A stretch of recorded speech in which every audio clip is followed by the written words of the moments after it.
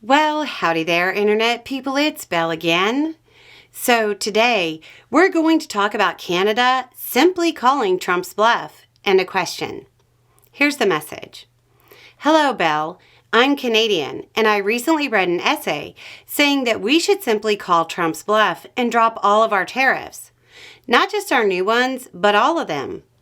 The essay said that we should drop them because Trump cares about trade imbalances, and that if we dropped all of our tariffs, we would be able to say Canada is subsidizing the U.S.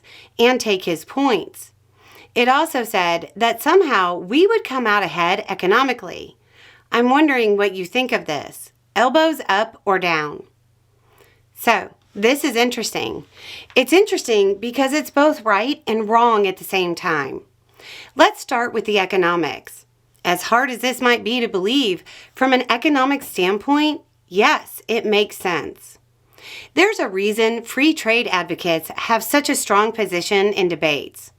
Without getting too deep into it, you've probably heard tariffs called trade barriers.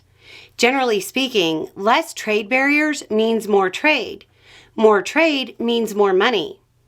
If you dig into it, you can find piles and piles of writings on this that get into the details. Now, that's taking economics totally out of politics, but you can only do that in hypotheticals. Trade barriers often protect local industries. Sometimes those local industries make up large voting blocks, which means, good idea or not, I doubt you're going to have this seriously proposed.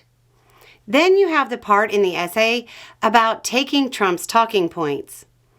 Believing that matters in this case and that politicians in the U.S., especially Trump, are somehow required or even expected to maintain their rhetoric from week to week or even day to day was all the proof I needed that both you and the author of the essay are both Canadian.